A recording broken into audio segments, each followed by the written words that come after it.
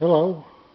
I want to post a little video showing some of the details on my 1981 Yamaha XS650 Chopper I built. Had it for, oh boy, a little over 3 years. This is my third season, I guess, riding now. It's Saturday, June 14th, 2014, first day of Laconia Bike Week up here in New Hampshire. I live up in the White Mountains of New Hampshire. And so this is kind of an overview, I guess. And for those who don't know, take a little quick shot over here.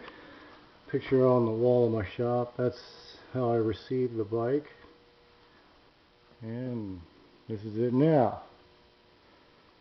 Other than what you can see, I could tell you I got a that's a 6-inch over length Springer front end from Demon Cycle down Pompano, Florida. Came in very good quality, good price. Chrome looks real good. The only thing I can say negative is that you do hear the springs. The springs do a bit more rattling than I really care for, but I guess that's what you're going to get with a Springer. And put the 4-piston performance machine caliper on it, a floating caliper. All of that I got from J&P Cycles. I got most of my parts from J&P Cycles, but yes, it is the factory Yamaha wheel. I went to a industrial bearing place to get metric outer diameter, standard inner diameter bearing. And I made a bracket so that I could turn the original speedometer drive. It's pretty simple actually, but something I made for it. Got the speedometer cable through what was it, Pro Motion, I believe was the name of the place. And you just tell them how much over length you need on the stock, and they'll make it for you. That's the original speedometer. Continuing mileage. I got the bike with 15,000 miles on it. And that's the original tank, as some guys would recognize. I like the long, slender look of the original tank, with the rest of the bike being, a slender, long look, should we say. I had to cut the front. I want to give it more of the same angle, shall we say, if you can tell, as the front end. And I also needed to make a little extra room there, because I didn't extend the frame. I cut and raked the neck to accommodate the front end and keep the height where it's supposed to be. And boy, some of the things you can't see, I have the Pamco Hall Effect ignition through Pamco Pete. The alternator is from TC Brothers in Ohio. Good place to deal with also. It's charging it. It's idling at like 13.2 volts, I think it is. I also changed the battery to a snowmobile battery. The air intakes,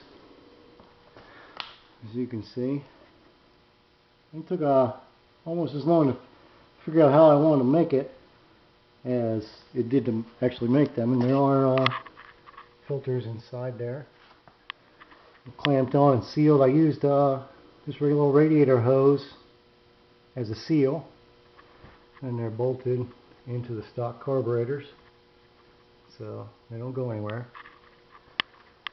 And you can see I relocated the passenger pegs My wife rides on it, you know, her knees are bent just like mine are because I have a 24-inch seat height. And if you're noticing, yes, I will have a chain guard on there, an O-ring chain. Very simple design I came up with for the chain guard. It, you know, stops the grease from slinging, and I guess if it were to break, which I don't think it could, it would stop it from taking my leg off. You can tell the springs or the shocks are leaning more than stock. Turn around the other side, might be a better look. What I did was I moved the lower mounting point back 2 inches to give the shock more length. It gives it more leverage, shall I say. The swing arm has more leverage on the stock shock, making it a little smoother ride. And I also thought the angle would give it a little better look. It's opinionated, I guess. Well, I think it looks cool like that. Made the backrest out of a chain, obviously, as you can see. And there's a tail light, brake light combination molded into the backrest. Of course, I didn't put the keys in so you can't see what I'm talking about, but it's there. And I had I made the seat pan and the metal for the backrest, obviously, but the upholstery was done locally. I mean, it turned out real nice. I just wanted a simple, clean look.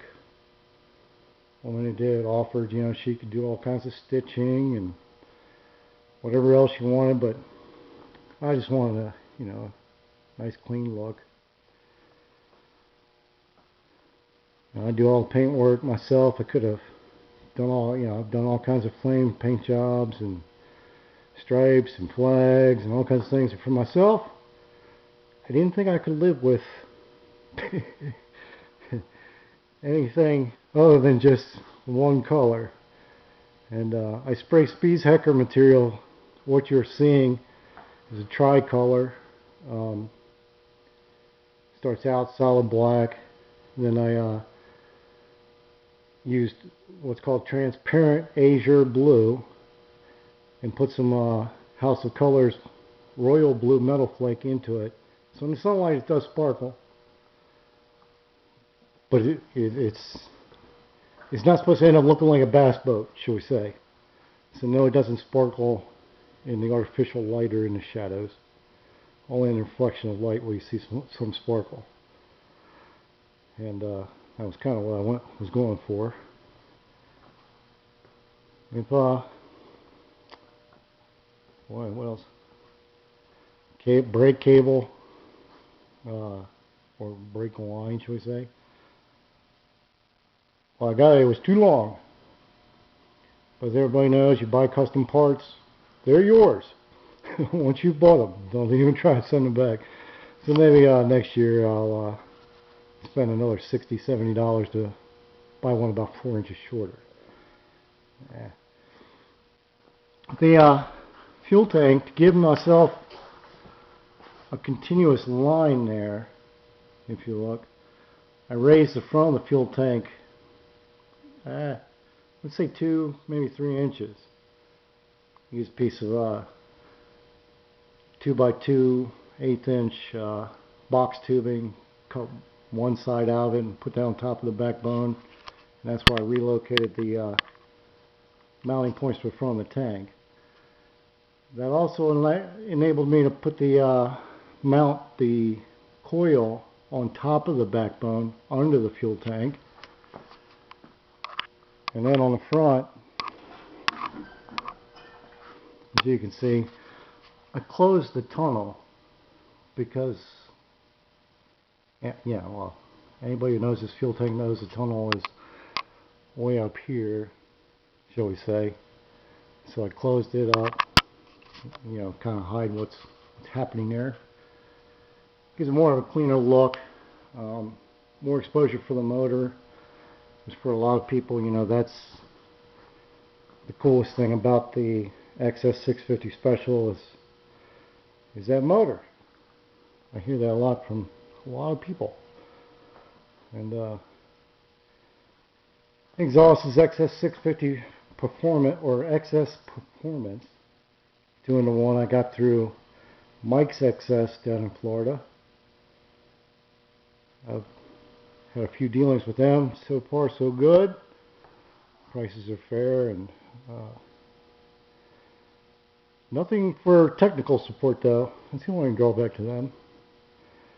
Also, the bike is wired with a new wiring harness and harness control module from Thunderheart. I got that also through JMP Cycles.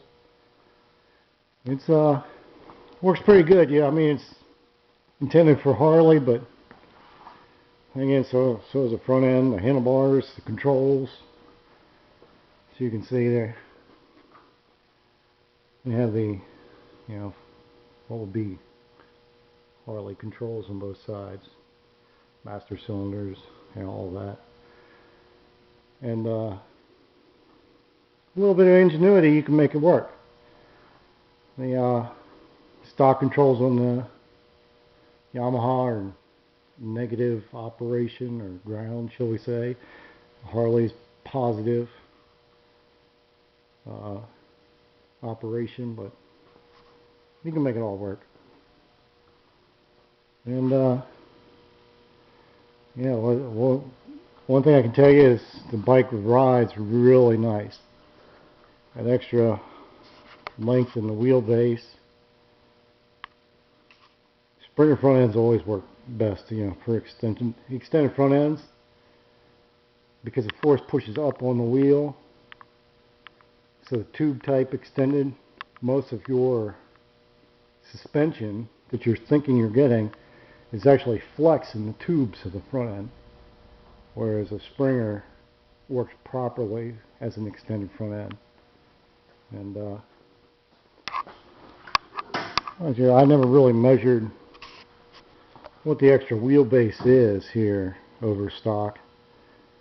Like I say, that was a 6-inch over length for Harley front end, which by measurement was 8 inches over stock length of my Yamaha XS650. So, you know, it's got 12, 15 inches extra wheelbase. I don't know. I can tell you the difference between the ride when it was stock and the ride now is night and day.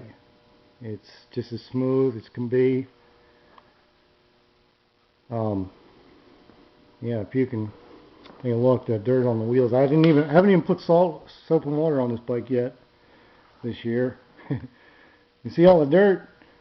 I live a mile up a dirt road, about 1,200 feet, in the White Mountains, where my house is.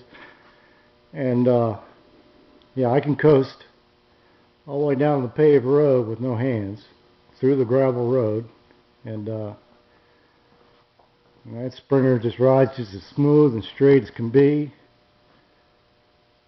You can tighten up the throttle and cruise with no hands at 50, 60, 70 miles an hour, and over the bumps of the bridges it just goes straight.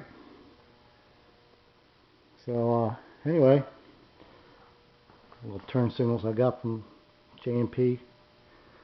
Classic look. It's long, slender little light, a visor light cap. Oh, they look cool. I wired the